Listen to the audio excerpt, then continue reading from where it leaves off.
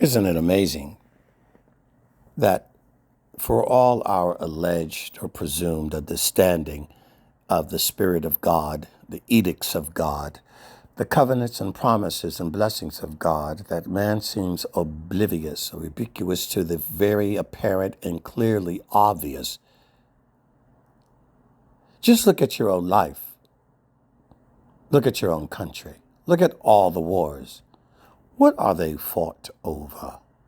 How did America get California? Land. How did America get the Midwest and the upper Northwest? Treaties. Land. Land grabs. Land bribery. Land wars. We're all fighting about territory. The Balfour Initiative, the Abraham Accords, Russia, Ukraine, Kiev, the Baltic states, Belarus, the remapping of land from South Africa to Moscow.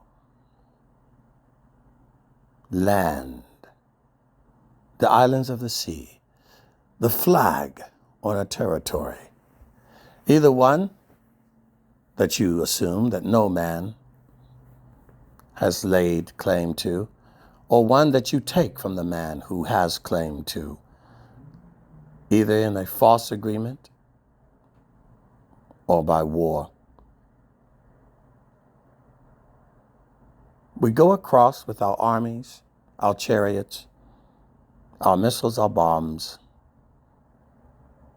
our drugs, our diplomacy, to take and exchange, to carve up and to give. And we go back and forth, taking land, taking land back, giving land. Land. Land. The most prevalent, important thing. Gangs fight over territories of land. Police, law enforcement, jurisdictional control and privilege based on land. Political asylum seekers. East and West Germany. Borders and boundaries. Land. Real estate. Developers. Zoning. Land. Private and public access. Land. In the beginning, God created the heavens and the earth.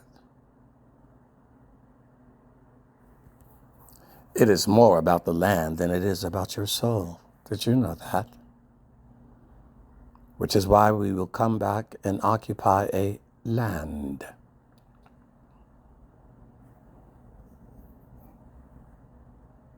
Everybody wants land. And God gives the bounty and blessing of land and territories. Our entire world and government and governance system, land. Who has authority, where, and over how much? Your house, your little picket fence, your acres of land, your ranch. Land. So don't be surprised that everything about anything that we're engaged in centers around the first land of all land, the Holy Land. and the promise, deed, covenant, and titles that God decreed with Abraham, codified with Isaac and Jacob, Israel. And that through that deed that is still in effect and the bloodline that keeps it in effect, that there is a living legacy and posterity to which all rights are declared. And any adjoining judgments to inhibit, prohibit, participate, confiscate, or otherwise will be predicated upon that first promise that cannot be revoked, what God gave Abraham.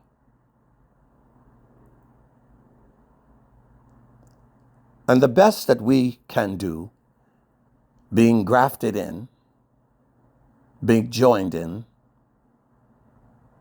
is to receive whatever part of that benefit package to those to whom it belongs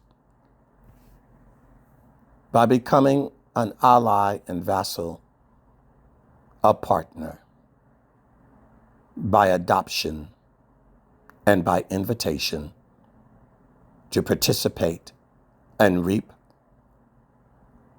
and part the benefits of the prime holders in which that was bequeathed,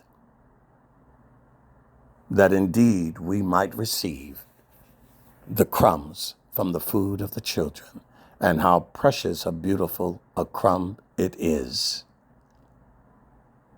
Do not diminish God's covenant and his promise and what he values. For if it was burnt offerings, well then, but it's a broken and a contrite heart.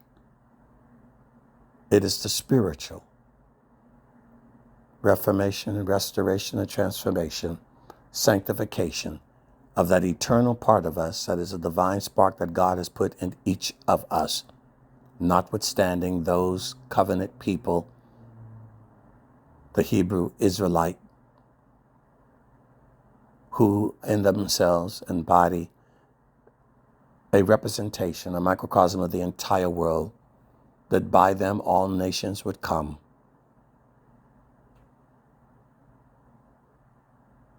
Don't complain that you were not the firstborn, but be grateful that you were born at all, that we are a part, not filled with jealousy over the firstborn. He may have 10 talents, but you have 1. And Father will bless that just the same. Rejoice in the promise of God. And it is in knowing his faithfulness, his unswerving faithfulness to those who came before us, that should encourage you that if he's faithful to those who came before us, he will be faithful to those who come after. If I know how you treat your other children, I might have confidence to think how you would treat the other ones that come after. If I see how you treat your friends that are in your life now, that might give me some comfort to know how you might treat me if I come into your life as a friend later.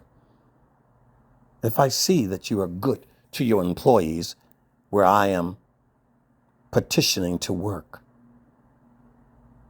perhaps it would make me happy to know this is a good place to work. I can see how he treats the ones who work there already.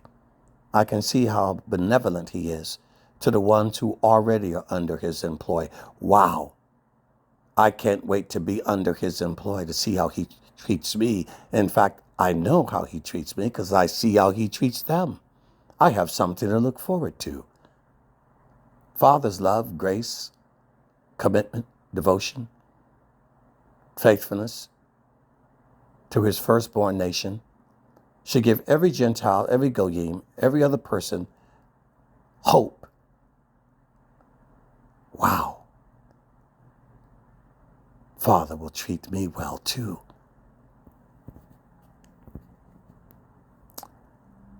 What did Ruth say? No, I will not go back to my people. No, I will go with you. Your people will be my people.